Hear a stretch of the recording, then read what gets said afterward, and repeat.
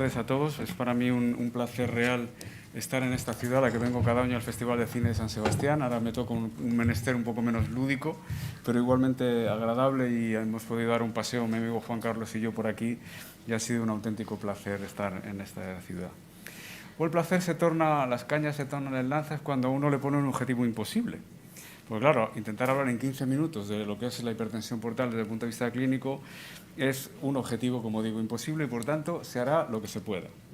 Y como hay que intentar concretar las cosas lo más posible, yo voy a intentar lanzar hoy tres mensajes fundamentales, y voy a centrar mi presentación en tres ejes fundamentales. El primero es que es imprescindible hacer un diagnóstico apropiado del tipo de hipertensión portal. No todas las formas de hipertensión portal son iguales, ni desde un punto de vista fisiopatológico, ni diagnóstico, ni terapéutico. Este es un primer mensaje que desde el principio intentaré desgranarlo más adelante, pero ha de quedar extremadamente claro. Y por tanto, la hipertensión portal clínica y fisiopatológicamente es distinta entre la hipertensión portal cirrótica y la hipertensión portal no cirrótica. Y este es otro argumento y otro concepto que es absoluta y completamente esencial, más hablando en un foro no tan cercano a la hepatología, a la hipocondria y derecho, sino más cercano a lo que es la radiología intervencionista. Y por último, pues una tabla de andar por casa, que me he inventado, que será la última diapositiva. Lo que yo pretendo que sea es una clave para diferenciar de manera razonable aquellos aspectos que pueden separar unas formas de hipertensión portal de las otras. Dicho esto, quiero destacar como elemento fundamental para la clasificación apropiada del síndrome de hipertensión portal la importancia que tiene la topografía de dónde está el obstáculo al flujo portal. Y es así como se clasifica el síndrome de hipertensión portal, como todos ustedes saben. Y por tanto podemos hablar de formas de hipertensión portal prehepática, que son aquellas en las cuales el obstáculo al flujo portal se encuentra antes de llegar al hígado. Esta es obvia. Las formas de hipertensión portal poshepática, que son aquellas en las cuales la obstrucción está más allá del hígado y por lo tanto no es el hígado el lugar donde se encuentra el incremento de la resistencia intrahepática. Y luego las formas de hipertensión portal intrahepática, que tampoco son todas iguales entre sí, porque nos encontramos que el obstáculo puede estar fundamentalmente localizado en el territorio presinusoidal, y algún ejemplo pondré más adelante. Puede estar localizado en el territorio sinusoidal, característica la cirrosis hepática como la causa más importante de hipertensión portal, pero también puede estar localizado dentro del hígado postsinusoidal como la enfermedad veno-oclusiva o el síndrome de obstrucción sinusoidal. ¿Por qué esto es muy importante? Más allá de lo mono que queda en la diapositiva, que reconocerán que es bonita, sino porque es importante determinar si el hígado está comprendido o no en el territorio de alta presión, porque esto condiciona de manera característica la expresión clínica de la enfermedad. Y esto no lo olviden, porque más adelante volveremos sobre ello cuando analicemos algunos de los aspectos clínicos propiamente dichos. Y entonces me dirán, bueno, ¿y cómo podemos clasificar la topografía de este síndrome? ¿Realmente hay alguna herramienta? ¿Podemos realmente ver cómo es de prehepático, poshepático, etcétera? ¿O esto es solo teoría? Bueno, pues déjenme traer aquí un viejo amigo, el gradiente de presión venosa hepática, que es una herramienta de una utilidad diagnóstica extraordinaria en el ámbito de la hepatología, pero que hoy viene aquí fundamentalmente para ver cómo caracteriza apropiadamente, con una combinación de pruebas elementales, exactamente o muy exactamente la topografía del síndrome. El gradiente de presión venosa hepática, como saben perfectamente, se realiza mediante la inserción de un catéter en una vena suprahepática, fundamentalmente muy cerca del origen de la vena cava inferior. Luego podremos hablar de esto de manera detallada, y ahí lo que medimos es la presión suprahepática libre. La presión suprahepática libre es un marcador subrogado de la presión en la vena cava. Y hay que decir que el síndrome de hipertensión portal es la diferencia entre la presión portal y la presión en el territorio de la cava. Por tanto, la presión suprahepática libre es un subrogado de la presión en la cava inferior. Si nosotros, en las formas de hipertensión portal sinusoidal fundamentalmente, ocluimos con un baloncito, como todos conocen, el flujo venoso, esto lo que produce es un estancamiento de la columna de sangre, como pueden ver en la diapositiva, que en circunstancias en las que existe una alteraciones histológicas y formales en el lecho sinusoidal, transmite directamente la presión del lecho distal, es decir, la presión en la puerta, y esto es lo que se registra en un trazado. Y aquí pueden ver, no sé si está por aquí, sí, la diferencia entre la presión suprahepática enclavada y la presión suprahepática libre. Bueno, el paradigma que que nos indica que esto es una manera de medir la presión sinusoidal y las formas de hipertensión portal intrahepática, viene dada por estudios razonablemente antiguos en los cuales se ve que existe una estrecha correlación entre la presión portal y la presión suprahepática enclavada en pacientes con enfermedad de origen alcohólico o hepatitis C, en los que se midió simultáneamente a la hora de realizar un TIPS la presión en ambos territorios, de tal manera que en estas etiologías se puede decir que la presión portal equivale a la presión suprahepática enclavada. Si esto nos va a servir en el futuro no lo sabemos, y aprovecho para lanzar este mensaje. Es un estudio del grupo del doctor García Pagán en Barcelona, en el que en la enfermedad que viene ahora desde el punto de vista hepático, es decir, la enfermedad hepática grasa metabólica, la presión portal, la presión sinusoidal enclavada no está tan precisamente correlacionada con la presión portal en los enfermos con enfermedad hepática grasa con respecto a los pacientes con enfermedad hepática alcohólica o enfermedad asociada al virus de la hepatitis C. Y fíjense cómo existe un incremento del coeficiente de correlación intraclase mucho menor en las formas de cirrosis alcohólica y por hepatitis viral que en la enfermedad hepática grasa. Y lo que es más importante es que en general la presión suprahepática enclavada tiende a infraestimar el valor de la presión portal y, por tanto, es bastante probable que exista un componente presinusoidal en los pacientes con enfermedad hepática asociada a depósito de grasa. Por tanto, esta herramienta que nos ha sido muy útil, veremos si tiene que cambiar o no en el futuro para clasificar el síndrome. Ya le dirán, sí, pero esto es la teoría. En la práctica esto no es real, no nos sirve para nada, no lo podemos hacer, no es así.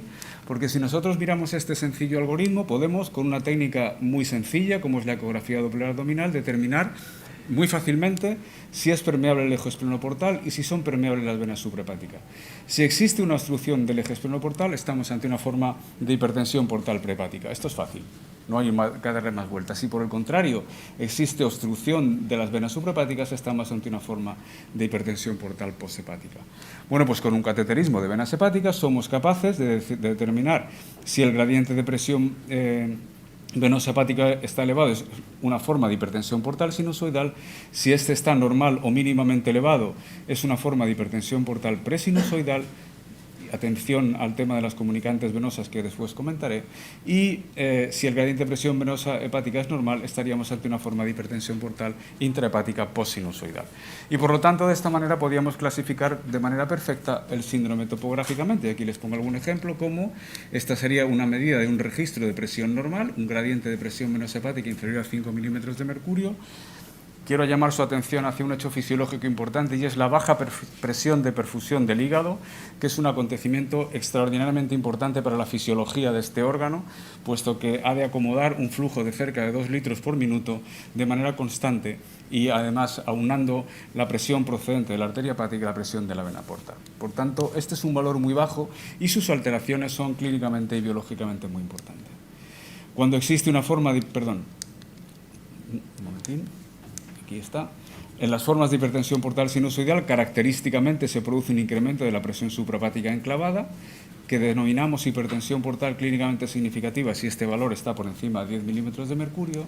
En las formas de hipertensión portal presinusoidal se produce un valor, una elevación relativamente inferior a la que ocurre en las formas de hipertensión portal sinusoidal, y como ven, existen comunicantes venovenosas que modifican o alteran la estimación de la presión portal. Muy importante, cuando les pidan a ustedes, radiólogos, la valoración del gradiente de presión venosa hepática, presten atención a la existencia de estas comunicantes venovenosas que impiden hacer un registro correcto de la presión suprahepática enclavada y pueden infravalorar la presencia o la existencia de hipertensión portal.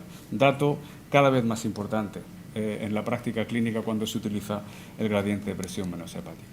Y por último, en las formas de hipertensión portal posthepática nos encontraremos elevación tanto de la presión suprahepática libre como la presión suprahepática enclavada. Por tanto, es importante categorizar el síndrome topográficamente, y lo podemos hacer con sencillas herramientas a nuestro alcance. Segundo punto. La hipertensión portal cirrótica es clínica y fisiopatológicamente distinta en las formas de hipertensión portal cirrótica de no cirrótica.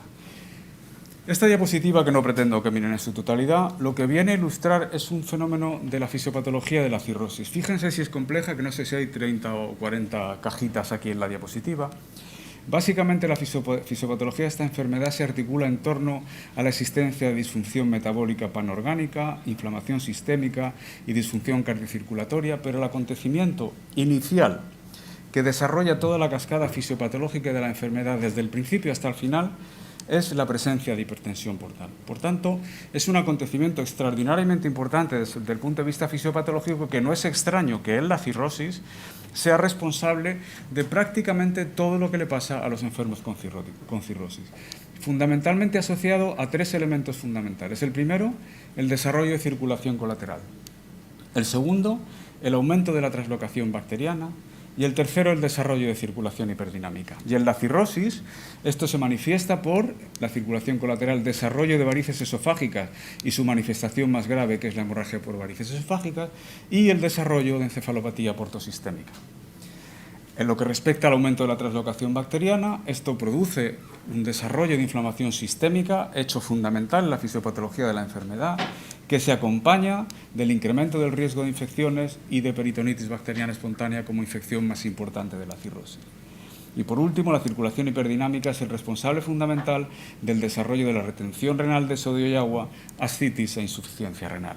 Y además, la hipertensión portal es capaz en la cirrosis de incrementar el riesgo de trombosis portal, fundamentalmente por las alteraciones protrombóticas que existen en los pacientes con cirrosis en fase avanzada y por el lentecimiento del flujo portal, pero también contribuye de forma muy importante a cosas que parece que no tienen nada que ver con el hígado, como son la hipertensión portopulmonar y el síndrome hepatopulmonar.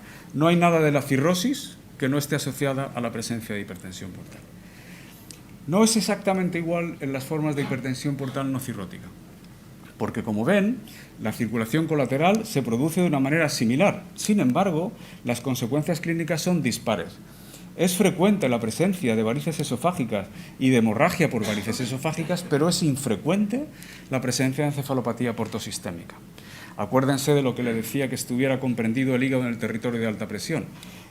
Entre eso y la existencia de insuficiencia hepatocelular, en la cirrosis hay encefalopatía frecuentemente, no la hay en la enfermedad, en la hipertensión portal no cirrótica. Con respecto al aumento de la translocación bacteriana, todos conocen que no son tan frecuentes las infecciones bacterianas y la peritonitis bacteriana espontánea en las formas de hipertensión portal prehepática. Pueden existir, pero con muchísima menos frecuencia de lo que ocurre en la cirrosis.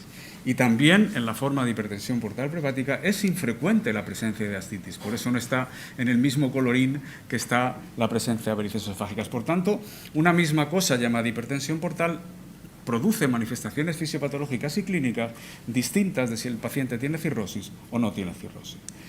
Si nos ponemos ya un poquito con más detalle, es verdad que, lógicamente, en las formas de hipertensión portal prehepática y a raíz de los trastornos protrombóticos a los que haré mención posteriormente, existe un marcado incremento del riesgo de trombosis portal superior al que ocurre en la cirrosis. Y cuando existe obstrucción al drenaje venoso hepático en el síndrome de Busch-Chiari, está extraordinariamente incrementada la presencia de ascitis, una vez más como consecuencia de que el hígado está comprendido en el territorio de alta presión. Dos pequeños detalles acerca de situaciones muy características clínicas de las formas de hipertensión portal no cirrótica, fundamentalmente la hipertensión portal prehepática. Una es la colangiopatía portal, que, como bien conocen, es el producto de la dilatación de estos plexos epicoledocales y paracoledocales que se hipertrofian ante la presencia de obstrucción portal. Esta maraña vascular es la que se encarga, si se puede decir encargar, a lo que ocurre, ¿verdad?, de producir arrosariamientos y dilataciones de la vía biliar, que en esta diapositiva, que me parece que es de un paper vuestro, Juan Carlos, esta diapositiva, se ve perfectamente cómo está alterada la luz del colédoco en este caso y cómo se ve la estrechísima relación entre los vasos colaterales y la vía biliar dilatada en esta colangioangioresonancia. Por tanto, la colangiopatía biliar es una consecuencia característica de la forma de hipertensión portal prehepática con transformación cavernomatosa de la porta. Esta enfermedad fundamentalmente hay que conocerla, porque es capaz de producir, además de estas alteraciones anatómicas, problemas importantes en los pacientes, de tal manera que existe una gradación de un artículo del Bayop de hace ya unos años, que desarrolló también en la unidad del Hospital Clínic, en el cual pudo caracterizar anatómicamente las diferentes formas de colangiopatía portal, desde no tener anomalías hasta tener leves irregularidades del árbol biliar, estenosis sin dilatación y estenosis con dilatación. Pero fíjense lo más importante de este paper, cómo esta entidad es frecuente. 52 de los 67 pacientes que analizaron específicamente desarrollaron este problema. Afortunadamente, es una enfermedad que, a pesar de que en una proporción muy importante de los pacientes que tenían colangiopatía portal, esta producía estenosis y dilatación, el carácter sintomático es escaso. De tal manera que solamente 14 de los 67 pacientes que se analizaron en esta serie llegaron a presentar síntomas asociados a la colangiopatía portal. Atención, cuando se presentan estos síntomas son de importante gravedad, son colangitis, con o sin coledocolitiasis. Y como todos ustedes saben, la colangitis es una enfermedad muy mala. Es una infección que tiene alta repercusión sobre los pacientes y tiene elevada mortalidad. Desafortunadamente, el tratamiento de esta entidad se conoce poco, no hay estudios aleatorizados grandes en la literatura y no tenemos todavía un elemento claro para decidir cómo se debe tratar estos pacientes. Lo que sí que es importante es que no se debe tratar a pacientes asintomáticos y que no debemos tratar fotografías. Yo sé que estoy hablando fundamentalmente ante radiólogos y que la imagen es la imagen. Sin embargo, una foto no es una enfermedad, una dilatación asintomática no es algo que deba ser tratado. Y no debe ser tratado además porque no es fácil. Si se fijan ustedes, se ha propuesto un tratamiento escalonado de la colangiopatía portal que va inicialmente, lógicamente, al tratamiento antibiótico de la colangitis que estos pacientes tienen, a veces de repetición. El siguiente aspecto que hay que considerar es tratar la obstrucción biliar y ahí el abordaje endoscópico es el de elección, que puede ser con esfinterotomía, colocación de prótesis plásticas o incluso prótesis metálicas no reabsorbibles a lo largo del tiempo, que hay que tener en consideración que por la extraordinaria circulación colateral de esta zona tiene mayor riesgo de hemorragia que otros procedimientos endoscópicos. El siguiente paso sería desarrollar técnicas intervencionistas encaminadas a descomprimir el árbol portal y, por tanto, tratar etiológicamente la obstrucción del colédoco por el árbol dilatado de la circulación colateral, para lo cual es muy importante hacerlo, probar preferiblemente después del tratamiento de la vía biliar y en centros realmente experimentados. Este es un procedimiento complejo, como nos hablarán más adelante, y que hay que tener experiencia. Y lo último que se debe hacer por el extraordinario riesgo que esto tiene es hacer una derivación biliar quirúrgica. Imagínense ustedes lo que debe ser hacer una disección del colédoco en un paciente que tiene estas imágenes que les acabo de mostrar de arrosamiento de la vía biliar. Una particularidad, ya estoy terminando, creo que adaptándome a los 15 minutos que tenía, que es imprescindible conocer en los pacientes que tienen patología trombótica esplácnica y, por tanto, hipertensión portal prehepática o posthepática. Y es la necesidad absoluta de buscar factores protrombóticos, bien sea en forma de trombofilias por deficiencias de factores de la coagulación, o hemoglobinuria paroxística nocturna o enfermedades sistémicas, teniendo en cuenta que puede haber más de un factor. Es imprescindible la colaboración entre equipos para poder ser capaz de diagnosticar estos trastornos que modifican de manera importante la estrategia de tratamiento anticoagulante posterior. Y, en segundo lugar, hay que buscar siempre en estos enfermos neoplasias mieloproliferativas de manera importante, no solamente limitándose a un diagnóstico clínico a partir del recuento de las células en la sangre, sino buscando específicamente mutaciones del gen JAK2, en estos casos que sean negativos analizando calreticulina, mutaciones en el exón 12 o incluso técnicas de secuenciación masiva y llegando a la biopsia de médula para el diagnóstico y caracterización precisa de la enfermedad. Y estos datos que les pongo aquí están cogidos de la conferencia de consenso de Baveno, que se celebró hace 10 o 15 días, que insiste de manera muy específica en la importancia de necesidad del diagnóstico de estos trastornos en pacientes con hipertensión portal pre- y posthepática. Ustedes, radiólogos, si viene algún paciente y por lo que sea les ha llegado sin que el paciente esté bien estudiado desde este punto de vista, levanten la mano y digan, hay que estudiar el aspecto hematológico de esta enfermedad. Y la tabla de andar por casa, y con esto termino, lo que pretende ser es una especie de guía que nos puede sugerir cómo tenemos que interpretar o qué manifestaciones clínicas relacionadas con la hipertensión portal se expresan de manera diferencial entre la cirrosis, la causa más frecuente, la hipertensión portal prehepática, típicamente la cavernomatosis portal, la hipertensión portal idiopática o enfermedad vascular portosinusoidal, enfermedad que han de conocer, o el síndrome de Budd-Chiari, la hipertensión portal posthepática. Fíjense cómo en la cirrosis la presencia de hemorragia por varices es frecuente, Es infrecuente, sin embargo, la existencia de circulación colateral atípica, es decir, grandes shunt espleno retroperitoneal. Estos se ven, pero no son tan frecuentes como, por ejemplo, lo que ocurre en las formas de hipertensión portal prehepática o en la hipertensión portal idiopática. También es infrecuente este tipo de circulación anómala en el síndrome de Budd-Chiari. Fíjense la diferencia en la expresión clínica de la ascitis, que es muy frecuente en la cirrosis y en el Budd-Chiari, pero es infrecuente en la hipertensión portal prehepática e implica gravedad y quizá modificación de la necesidad de tratamiento, siendo relativamente infrecuente en la hipertensión portal idiopática. Como les decía anteriormente, las infecciones son excepcionales en las formas de hipertensión portal no cirrótica, siendo muy frecuente en la cirrosis, al igual que ocurre con la encefalopatía hepática. Por el contrario, la colangiopatía portal es una manifestación prácticamente exclusiva de la hipertensión portal prehepática y no ocurre en las otras formas de hipertensión portal. Y por último, el dolor abdominal recurrente como manifestación de dolor constante, quizá reflejando la existencia de episodios de trombosis de repetición, es frecuente en la hipertensión portal prehepática, es frecuente en el Budd-Chiari y es relativamente infrecuente en pacientes con cirrosis o con enfermedad vascular portosinusoidal. Y con esto termino, creo que los 15 minutos de exposición, no creo que me haya pasado, agradeciendo una vez más la amable invitación para estar, insisto, en esta ciudad que tanto me gusta y que también me lo paso cuando vengo al Festival de Cine. Muchas gracias por su atención.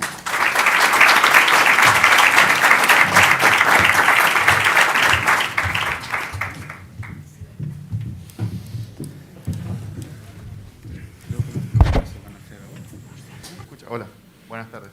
Bueno, antes que nada, por supuesto, magnífica la charla, y esto siempre nos viene bien a los intervencionistas, a los vasculares intervencionistas, para aprender de los compañeros hepatólogos. Mira, una pregunta técnica con respecto al tema de la toma de la presión portal. Cuando se habla de la enclavada, alguna vez en algún artículo hablaba de que había que hacerle un lavado del catéter con solución salina, con glucosado y no salina. Era por si había alguna cuestión ahí técnica que tuviera importancia a la hora de tomar la presión. Y la otra, sabes que a veces se hace con un balón, como bien lo has demostrado, que creo que es la mejor, pero otras veces se hace con un catéter enclavado. ¿Recomiendas una sobre otra? Sí, con respecto a la segunda pregunta, que quizás es la parte más importante, es recomendable claramente la utilización de un catéter balón. Permite medidas más reproducibles, abarca un mayor territorio y, por tanto, la medición de la presión portal es más representativa de la patología del órgano. La presión en cuña recoge la presión de un territorio mucho más pequeño y, por tanto, el uso del catéter balón es extremadamente recomendable, porque además también permite mediciones repetidas, enclavando y desenclavando fácilmente, facilitando un aspecto muy importante que es la realización de varias medidas para ver la reproducibilidad de las mismas. Por tanto, es absolutamente recomendable el uso del catéter balón, como lo es no fijarse o dar un valor de la presión exclusivamente por una medida en la pantalla, sino tener registros permanentes para poder caracterizar que la presión suprahepática enclavada alcanza su valor máximo y poder medirla apropiadamente incluso después del procedimiento. Esto con respecto a la medida. Con respecto a lo del lavado, lo que sí que se debe hacer es estar seguro de que la presión está enclavada.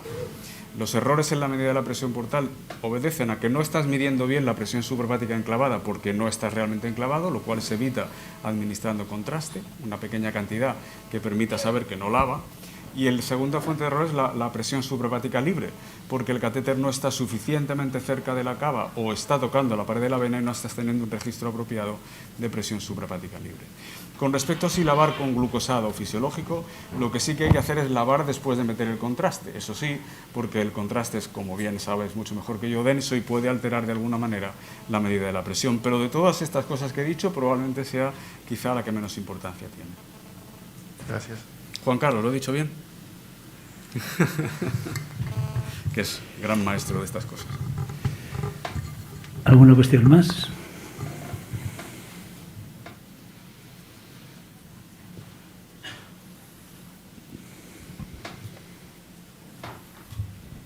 Hola, buenas tardes. Yo quería preguntar, en los casos de ascitis en los pacientes trasplantados, ¿esa ascitis se atribuye a una hipertensión por problemas en la salida? ¿A qué suelen atribuir eso? Porque el problema es que no sabemos muy bien de qué manera dar solución a esos casos de ascitis, que en los últimos tiempos parece que lo que nos está dando mejor resultado es embolizar la arteria esplénica. pero bueno, quería saber vuestra experiencia porque la nuestra es bastante breve al respecto. La ascitis post-trasplante es un fenómeno bastante particular, en el que básicamente hay un fenómeno muy importante, y es que el hígado no tiene cápsula de Gleason y es más fácil que con menos incremento de la presión se produzca más fácilmente la transudación de líquido. Con menores valores de presión portal se puede notar la presencia de ascitis, que es un hecho importante, precisamente por la falta de drenaje linfático apropiado del hígado implantado. En segundo lugar, yo creo que en pacientes con ascitis hay que hacer primero un diagnóstico muy cuidadoso de la posible existencia de alteraciones del drenaje venoso, que ha de ser más hemodinámico que morfológico, porque muchas veces existen, lo sabéis los radiólogos mejor que yo, torsiones, acodamientos que a veces no son tan fáciles de mirar en la imagen y por tanto hay que tener un control riguroso de la existencia de saltos de presión a lo largo del territorio del drenaje venoso hepático. Y hay otra entidad muy importante que se infradiagnostica, que es el síndrome de obstrucción sinusoidal post-trasplante hepático, que es una entidad no muy bien caracterizada, pero que cuando se mira a fondo hay mucha más de lo que parece. Y esta es una entidad que se caracteriza también muy bien hemodinámicamente, porque hay un incremento del gradiente de presión venosa hepática, e histológicamente porque hay formas de dilatación sinusoidal. Si todas estas cosas están bien hechas, a lo mejor se puede recurrir a embolizar la arteria esplénica para disminuir el componente de hiperaflujo asociado al flujo portal, que el hígado no es capaz de adaptarse, pero yo lo haría siempre, después de haber descartado lo estándar, que es la existencia de hipertensión portal sinusoidal o postsinusoidal, como acabo de comentar. Muchas veces se emboliza la arteria esplénica y resulta que después el paciente lo que tenía realmente era un síndrome de obstrucción sinusoidal.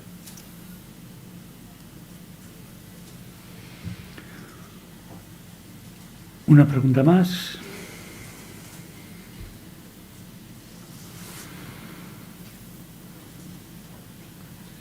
Muy bien, pues si no hay más preguntas, Rafael, muchas gracias. Muchas gracias a todos. Gracias.